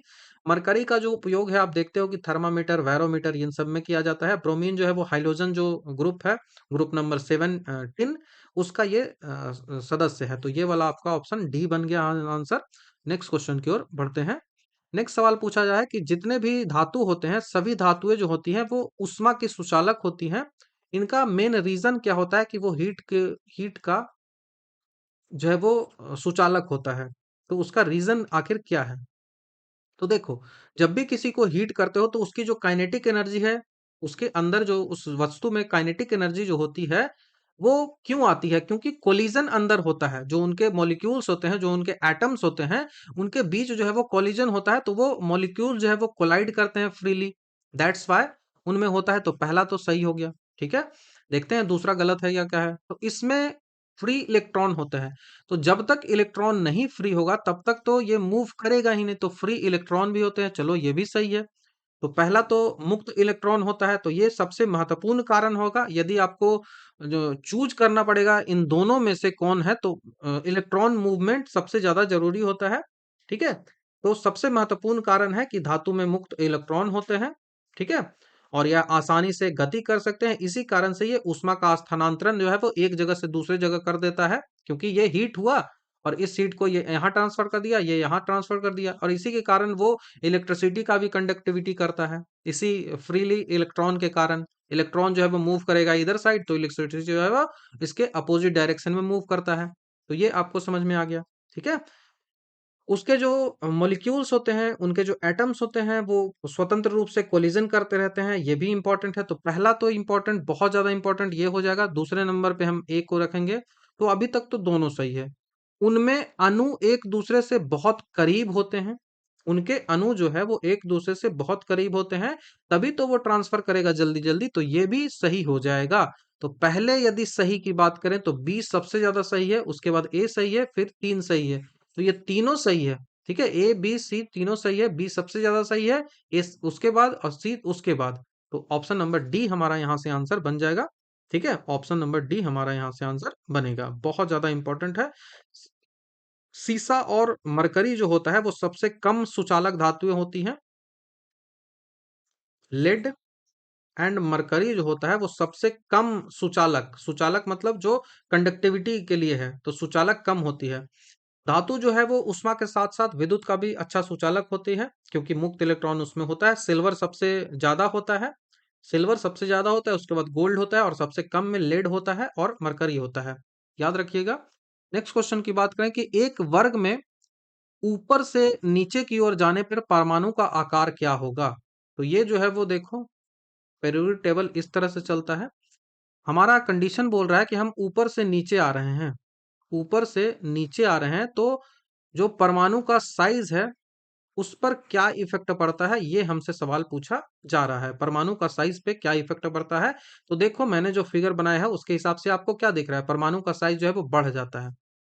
परमाणु का साइज जो है वो बढ़ जाता है। अब इस परमाणु के साइज बढ़ने के कारण क्या हो गया कि मॉलिक्यूल जो है उनके बीच का जो फोर्स है वो छोड़ कम हो गया, कमजोर हो गया। इस कारण से इनको तोड़ा बहुत ज्यादा जल्दी जा सकता है। तो इस कारण से जब ऊपर से आप नीचे जाओगे ना, तो एफिनिटी, एफिनिटी इलेक्ट्रॉन एफिनिटी बोलते हैं, वो घटती है, वो घटती है। तो आपको ये ध्यान रखना है कि परमाणु का साइज तो बढ़ेगा, लेकिन इलेक्ट्रॉन एफिनिटी जो है वो बढ़ेगा। इलेक्ट्रॉन एफिनिटी जो है वो घट जाएगा, क्योंकि उनमें ताकत अब कम रहेगी। इलेक्ट्रॉन का जो है नाभिक उनसे दूर चला जाएगा सेल, तो उनमें ताकत जो है वो कम हो जाती है, ठीक है? ये आपको याद रखना है। साइज घटेगा किधर? तो इधर जाने पर घटेगा साइज। आपको ये याद रखना है। परमाणु का आकार किसी पीरियड के बाएं से जब दाएं की ओर जाते हैं तब वो घटता है, ठीक है? और आवर्त में यदि हम बाएं से दाएं जाएं तो परमाणु का आकार घटता है, क्योंकि नाभिकीय जो आवेश होता है वो बढ़ता है, इलेक्ट्रॉन जो चार्ज होता है वो बढ़ता है, और इलेक्ट्रॉन अधिक मजबूती से एक दूसरे को खींचते हैं। तो इधर जो है वो इलेक्ट्रॉन एफिनिटी जो है वो क्या होगा? इलेक्ट्रॉन एफिनिटी जो है वो इधर बढ़ जाएगा। ये आपको याद रखना है। उसके बाद समूह में ऊपर से नीचे आएंगे तो आयोनाइजेशन एनर्जी है, और जो विद्युत ऋणात्मकता है वो दोनों घटती है, जबकि धात्विक गुण है वो बढ़ता है, ठीक है? ये भी आपको याद रखना है। तो यहाँ से आपका आंसर क्या होगा? तो बढ़ता है, ऑप्शन नंबर ए। 68 नंबर का सवाल हम बात करें तो 68 नंबर है कि निम्नलिखित में से किस ग्रंथ में कहा गया है कि जब कोई व्यक्ति संघ में प्रवेश पाता है तो वह वर्ण विहीन हो जाता है? वर्ण विहीन, वर्ण मतलब यहाँ कास्ट लिया गया है। वर्ण का वैदिक पीरियड में दो काम होता था। वर्ण का मतलब एक तो आपका क्या कास्ट है, बाद में इसका नाम कास्ट पड़ गया, लेकिन वर्ण का सीधा सा मतलब रंग से होता था कि आपका रंग क्या है, और दूसरा आप क्या काम करते हो, इससे जो है वो डिफाइन होता था। ये तीन अर्थ अभी चलता है, लेकिन अभी कास्ट से को चलेगा, ठीक है। तो ये कहाँ पे है, तो संघ में यदि आप प्रवेश करते हो तो ये अंगुत्तर निकाय में कहा गया है। अंगुत्तर निकाय और भगवती सूत्र में महाजनपदों की भी बात की गई है, ये भी आप जानते हो। तो अंगुत्तर निकाय जो है वो एक बौद्ध ग्रंथ है, बौद्ध ग्रंथ है, और इस में कहा गया है कि जिस प्रकार विभिन्न नदियां जो है वो समुद्र में आकर मिलकर अपनी पहचान खो देते हैं, पता ही नहीं चलता कि कौन सी नदी है, गंगा मिली है यहाँ पे कि आके यमुना मिली है कि गोदावरी मिली है, सारा पानी तो समुद्र में एक ही जैसा होता है। तो उसी तरह से, उसी प्रकार से जब कोई व्यक्ति बौद्ध संघ में प्रवेश करता है, तो अपने जितने भी पुराने उसके वर्ण होते हैं, उसके जाति होते हैं, उन सब से वो मुक्त हो जाता है और वो वर्ण विहीन हो जाता है। यह बौद्ध धर्म का सामंतवादी दृष्टिकोण है। समतावादी, सामंत नहीं, समतावादी, इक्वलिटी वाला यह दृष्टिकोण है। ये आपको ध्यान रखना है। त्रिपिटक जो है वो बौद्ध धर्म के मुख्य ग्रंथ होते हैं, जो कि पाली भाषा में लिखा गया है। इनमें तीन भाग होते हैं, पहला सूत पिटक, दूसरा विनय पिटक और तीसरा जो है वो अभिधम्म पिटक। अंगुत्तर निकाय जो है वो किसका हिस्सा है, अंगुत्तर निकाय जो है वो किसका हिस्सा है, तो ये इसी पिटक ग्रंथ में सूत पिटक का है। सूत पिटक का ये पाठ है, इंपॉर्टेंट है, याद रखना है। अंगुत्तर निकाय में मैंने बताया 16 महाजनपदों की चर्चा की गई है। नेक्स्ट क्वेश्चन की बात करते हैं कि पक्षियों द्वारा की जाने वाली परागन की क्रिया को क्या कहते हैं। परागन पॉलिनेशन बोला जाता है। जब एंथर को, फ्लावर जो है, फ्लावर का जो एंथर है वो इसी एंथर में, यही जैसे ये एंथर है यहाँ पे, इसका परागकण एक यहाँ पे है और इसको एक यहाँ पे से फ्यूजन करवा दिया जाए, ये जो फर्मेंट पॉलिनेशन करवा दिया जाए, तो ये सेल्फ पॉलिनेशन होता है। और यदि हम दूसरे पौधे से करवा दिया जाए इसका, दूसरे पौधे से एक वेक्टर लेके चला, एक पक्षी है वो उड़ी और ये इसका जो एंथर था यहाँ से, इसको ले जाके यहाँ जो है वो करवा दी, तो इससे भी पॉलिनेशन हुआ, तो ये पर परागन होता है। ये पॉलिनेशन अलग टाइप का होता है। जब पॉलिनेशन जो है वो पक्षियों द्वारा किया जाता है, तो ऑर्निथो जब भी आएगा, ठीक है, ऑर्निथो जब भी नाम आएगा तो वो पक्षी से रिलेट होता है, तो ये ऑर्निथोफिली होता है। ऑर्निथोफिली जो है वो पक्षियों के द्वारा किया जाने वाला जो है वो परागन होता है। जब पानी के द्वारा परागन किया जाए तो हाइड्रोफिली कहलाता है। पानी के द्वारा जो होगा तो परागन, तो वो हाइड्रोफिली हो गया। इंटेमोफिली कब होगा, तो जब कीट के आधार पर होगा, यही सबसे ज्यादा होता है। कीट, इंसेक्ट्स जो होते हैं उनको इंटेमोफिली कहते हैं, कीट के द्वारा जब होगा। उसके बाद एम्ब्रियोफिली जो है वो, यह परागन का कोई इंपॉर्टेंट शब्द जो है वो नहीं है, ऐसा कुछ नहीं होता परागन में, तो ये आपको ध्यान रखना है। एनिमोफिली जो है वो किससे होता है, यदि आपसे और पूछ लिया जाए हवा से क्या क्या होता है, तो वो हवा में जो है वो एनिमोफिली होता है। एनेमोफिली होता है, हवा में इनेमोफिली होता है, जैसे गेहूं मक्का इन सब में होता है। उसके बाद चमगादड़ के द्वारा जब करवाया जाएगा, इंपॉर्टेंट क्वेश्चन है, सवाल जो है वो प्रीवियस ईयर में पूछा गया है, वो चेरो पेट्रोफिली कहलाता है। चेरो पेट्रोफिली जो है वो चमगादड़ के द्वारा जब करवाया जाता है तब कहा जाता है। और यदि पूरा इस परागन का हम अध्ययन करते हैं, पॉलिनेशन का पूरा प्रोसेस हम अध्ययन करते हैं, तो उसको पॉलिनोलॉजी कहते हैं। पॉलिनोलॉजी जो है वो कहा जाता है। तो ये परागन हो गया, ठीक है, ये परागन हो गया। बाकी और भी कई सारे इंपॉर्टेंट इनमें चीजें होते हैं, तो एक ही बार सब नहीं देखा जा सकता है। 17वां नंबर का सवाल है कि केंद्रीय सिल्क बोर्ड की स्थापना जो है वो कब की गई थी। नेशनल सिल्क बोर्ड की स्थापना जो है वो केंद्रीय रेशम बोर्ड अधिनियम जो है, सेंट्रल सिल्क बोर्ड एक्ट जो है, वो आया था 1948 में। 1948 में ये एक्ट आया था, और इस एक्ट के तहत 1949 में इसको एस्टेब्लिश जो है वो कर दिया गया था। तो ऑप्शन नंबर बी हमारा यहाँ से आंसर बन जाएगा, 1949। भारत सरकार में कपड़ा मंत्रालय के अधीन ये एक केंद्रीय सिल्क बोर्ड है वो आता है, और इसका मुख्य उद्देश्य जो होता है वो भारत में सिल्क उद्योग का डेवलपमेंट करना। केंद्रीय रेशम बोर्ड जो है वो सिल्क बोर्ड है, इसका यदि हेडक्वार्टर की हम बात करें तो ये बेंगलोर में है। बेंगलुरु जो कर्नाटक में है, वहां पे ये है। सिल्क बोर्ड के लिए कीड़ा जो है वो सेलीकल्चर कहा जाता है। जो शहतूत में पालन होता है, तो सेरीकल्चर हो गया। और भारत दुनिया का रेशम उत्पादन में दूसरा सबसे बड़ा है और पहला जो है वो चीन हो जाता है। भारत एकमात्र देश है जो रेशम की सभी 4 जो किस्में होती हैं उनका उत्पादन करता है, शहतूत वाला, टर्सरी, एरी और मूंगा। शहतूत, टर्सरी, एरी और मूंगा चारों करता है, इंपॉर्टेंट है। भारत एक ओनली वन कंट्री है। 71वां नंबर का सवाल है कि साइमन कमीशन की सिफारिशों के संदर्भ में निम्नलिखित में से कौन सा जो है वो सही है? ठीक है, कौन सा सही है? तो साइमन कमीशन जो है वो साइमन कमीशन का गठन जो है वो कब किया गया था? तो 1927 में इसको जो है वो गठित किया गया था। भारत शासन अधिनियम 1919 के जो अधिनियम था उसकी समीक्षा के लिए ये ऐड किया गया था। 1927 में इसको जो है वो बनाया गया था और इसमें 7 के 7 जो सदस्य थे वो सारे ब्रिटिश थे। दैट्स वाई इसको जो है वो ब्रिटिश होने के कारण व्हाइट कमीशन भी कहा जाता है। और इसी का जो है वो विरोध जो है वो बंगाल बोल रहा हूँ मुंबई जो एयरपोर्ट था वहां पे इसका जो है वो विरोध हुआ था। साइमन गो बैक का नारा लगा था वहां पे। और लाहौर में विरोध प्रदर्शन के दौरान लाठीचार्ज हुआ था जिसमें लाला लाजपत राय की जो है वो मृत्यु हो गई थी। और साइमन कमीशन की जो रिपोर्ट है ना उसने 1930 में रिपोर्ट दी थी।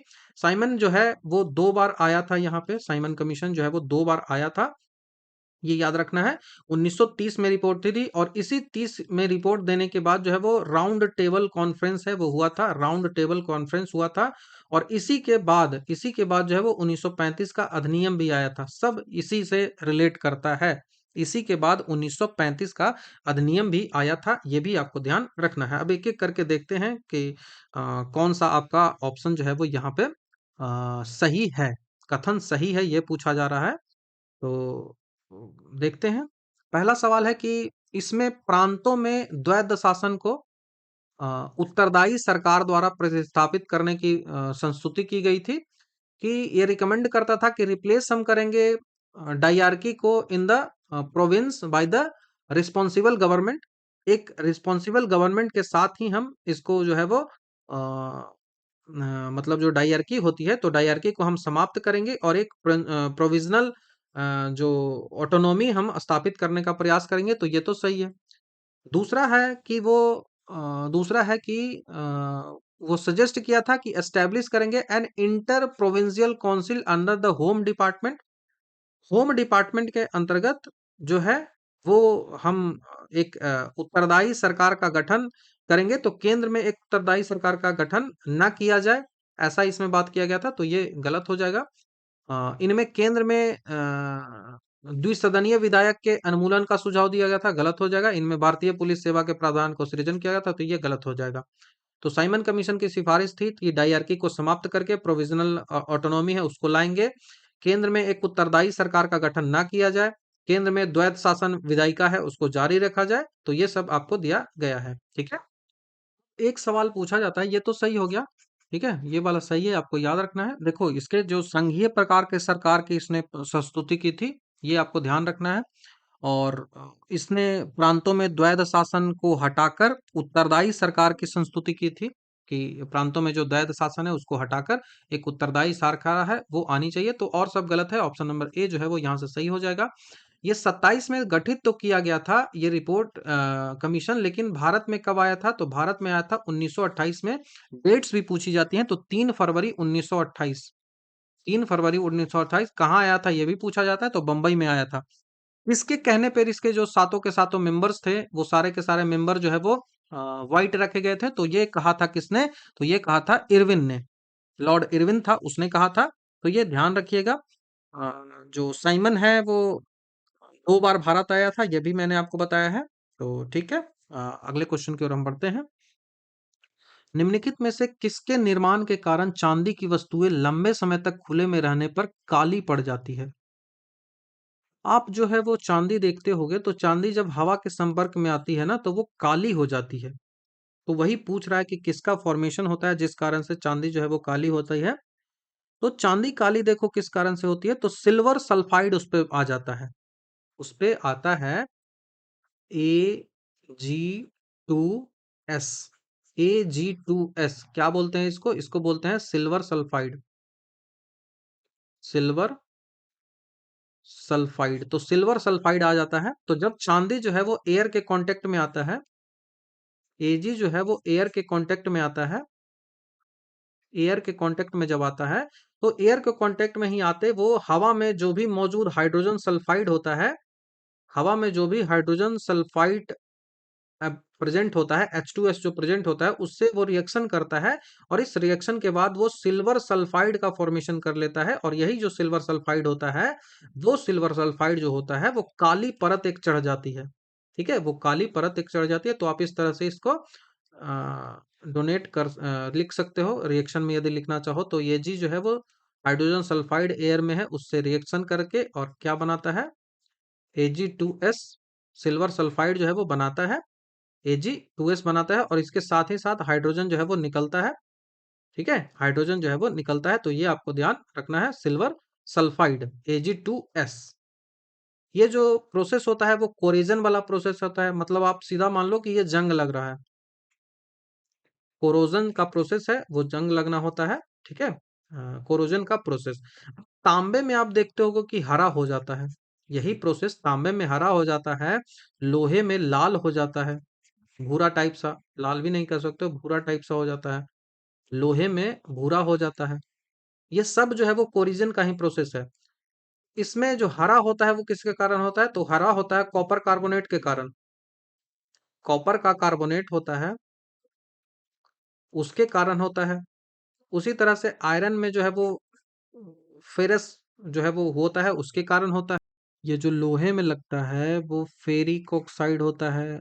आयरन जो है वो ऑक्सीजन से कर लेता है रिएक्शन, और जो है वो आयरन ऑक्साइड का फॉर्मेशन कर लेता है और आयरन हाइड्रोक्साइड का फॉर्मेशन कर लेता है, इस कारण से होता है। यदि जंग लगना है तो उसके लिए ऑक्सीजन जो है वो होना चाहिए एयर में, और दूसरा कंडीशन होता है कि उसके लिए नमी जो है वो होना चाहिए, तभी वो जंग लगता है। तो यहाँ से हमारा जो ऑप्शन है 72 नंबर का, वो कौन सा हो जाएगा, तो वो ऑप्शन डी हो जाएगा, Ag2S। ठीक है, Ag2S, Ag2S, option number D. 73 number का सवाल है कि भारत में आयकर, इनकम टैक्स है, उसके बारे में आपसे पूछा जा रहा है कि आयकर जो है वो क्या है। तो भारत में जो इनकम टैक्स होता है वो कैसा है, पहला तो वो डायरेक्ट है। इनकम टैक्स किसी से डायरेक्टली ही तो लिया जाता है, आपसे। हमें यदि आपसे इनकम टैक्स लेना है तो आपकी इनकम पे हम लेंगे, आपसे इनडायरेक्टली तो नहीं लेंगे ना, कि दूसरे की इनकम से ले लेंगे, नहीं, आपसे लेंगे। तो पहला तो वो डायरेक्ट हो ही गया, इनकम टैक्स है वो डायरेक्ट तो हो ही गया। लेकिन डायरेक्ट के साथ ही साथ वो क्या है, वो बढ़ते रहता है, वो बढ़ते रहता है। जैसे आप कमा रहे हो 10 लाख, तो आपको जीरो टैक्स लग रहा है। आप 15 लाख कमा रहे हो तो आपको 5% टैक्स लगता जाता है। आप जो है वो 20 लाख कमा रहे हो तो आपका टैक्स बढ़ गया। आप 1 करोड़ कमा रहे हो तो और आपका टैक्स बढ़ गया। जो 2 करोड़, जो 2 लाख कमा रहा है उसका कोई भी टैक्स नहीं लग रहा है। तो जैसे जैसे आपका आमदनी बढ़ रहा है, वैसे वैसे ये बढ़ते चला जा रहा है टैक्स। तो दैट्स वाई इसको कहते हैं कि ये प्रोग्रेसिव टैक्स है। और प्रोग्रेसिव के साथ साथ ये क्या है, तो ये डायरेक्ट टैक्स है। ये प्रोग्रेसिव टैक्स भी है और ये डायरेक्ट टैक्स भी है। तो ये जो है वो डायरेक्ट टैक्स होता है, क्योंकि इसका भार, इसको देना किसको पड़ता है, तो वो व्यक्ति को देना पड़ता है जिसके ये लगाया गया है। और प्रोग्रेसिव इस कारण से होता है कि जैसे जैसे आपकी आय बढ़ती है, वैसे वैसे आपका टैक्स जो है वो बढ़ता चल जाता है। ठीक है, भारत में जीएसटी जो है वो लाया गया है। जीएसटी को डेस्टिनेशन टैक्स कहा जाता है। जीएसटी को डेस्टिनेशन टैक्स कहा जाता है, जो कि एक अप्रत्यक्ष कर होता है। मतलब जो कंज्यूमर, लास्ट कंज्यूमर है ना, वो जीएसटी देता है। ठीक है, उपभोक्ता पर हस्तांतरित बार बार होते रहता है, और जो सबसे लास्ट है वो उसको जीएसटी को देना पड़ता है। हम जो लास्ट कंज्यूमर्स हैं वो उसको देते हैं। भारत का जो आयकर अधिनियम है वो 1961 में आया था। 1961 में आया था। जो सीबीडीटी होता है, केंद्रीय प्रत्यक्ष कर बोर्ड होता है, वो भारत में प्रत्यक्ष कराधान से संबंधित जो भी चीजें होती हैं उनको करता है। ठीक है, ये आपको ध्यान रखना है। नेक्स्ट क्वेश्चन की ओर बढ़ते हैं। नेक्स्ट सवाल है कि दाब का विमीय सूत्र क्या है।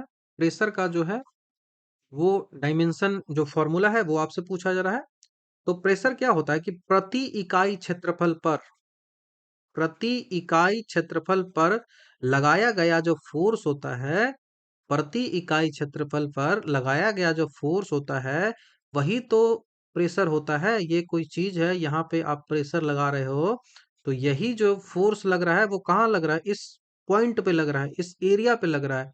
तो ये प्रेशर होता है। तो यहाँ पे इसका डायमेंशन फॉर्मूला लिखना है, तो आपको बल का डायमेंशन फॉर्मूला लिख लो। बल का फॉर्मूला क्या होता है? F बराबर ma होता है। तो यहाँ पे मास और m के लिए लिख लो फॉर्मूला, तो मास के लिए m हो जाएगा और a के लिए l t-2 हो जाएगा।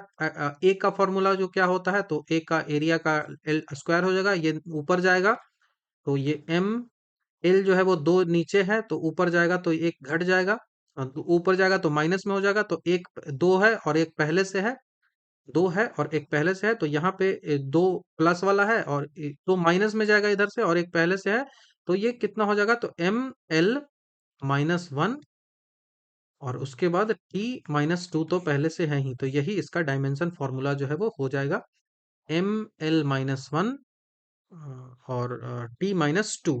तो बी देख लो आंसर है ऑप्शन नंबर बी। ठीक है। दाब एक स्केलर क्वांटिटी है, पास्कल में इसको नापते हैं। वायुमंडलीय दाब को मापने के लिए बैरोमीटर यूज किया जाता है। ठीक है। 75 नंबर का सवाल है कि हिंदू राष्ट्र का विचार किसका था सबसे पहला? तो हिंदू राष्ट्र का विचार इसमें से यदि हम बात करें तो ऑप्शन के अकॉर्डिंग वीडी सावरकर का आंसर है। ऑप्शन नंबर ए हमारा यहाँ से आंसर है। वीडी सावरकर था, उन्होंने हिंदू जो शब्द है, हिंदुत्व जो शब्द है उसका इस्तेमाल किया था, उसका राजनीतिक जो विचारधारा के रूप में इसने प्रदर्शित किया था और हिंदू लोगों को उनकी संस्कृति की सुरक्षा को लेकर इन्होंने उस पर जोर जो है वो दिया था। 1923 में हिंदुत्व की अवधारणा को लोकप्रिय जो है वो इनके द्वारा बनाया गया था, तो इस ऑप्शन के अकॉर्डिंग जो वीडी सावरकर है वो यहाँ से आंसर हो जाएगा, वीडी सावरकर। 1924 में हिंदू राष्ट्रवाद के पीछे के मौलिक विचारों को रेखांकित करने के लिए हिंदुत्व नामक एक पुस्तक है, वो भी लिखी गई थी वीडी सावरकर के द्वारा 1924 में। हिंदुत्व नामक पुस्तक, हिंदुत्वा नामक जो किताब थी वो वीडी सावरकर के द्वारा ही लिखा गया था, तो ये भी आपको ध्यान रखना होगा। ठीक है। हिंदुत्व, हु इज हिंदू, ये किताब थी। 1923 या फिर 24 जो भी कर लो, 23 ज्यादा फैक्टफुल है। कई जगह आपको 24 भी मिलेगा, कई जगह 23 भी मिलेगा, तो 23 में ही आप मान के रखो, जिसमें हिंदू के जो हिंदुत्व, हु इज हिंदू जो बुक है उन्होंने लिखी थी। और अन्य विकल्पों में यदि हम बात करें तो हेडगोवार जो है वो 1925 में आरएसएस को एस्टेब्लिश करते हैं और उसके बाद गोलवारकर जो है वो उस आरएसएस के ही हेड हैं, दूसरे हेड रहते हैं। सावरकर ने 1904 में जो है वो अभिनव भारत जो क्रांतिकारी संगठन था उसको भी बनाया था और सेलुलर जेल में वो गए थे, अंडमान निकोबार में सेलुलर जेल है, वो गए थे वहां पे, तो ये भी याद रखना है। ठीक है। तो ये रहा पार्ट नंबर 3, जहां पे हमने काफी डिटेल से जो 50 से लेकर जो 75 क्वेश्चन थे उनको डिस्कस किया है। तो आई होप आपको चीजें क्लियर हुई होंगी। तो thank you very much. Next video में आपसे जल्द ही मिलता हूँ।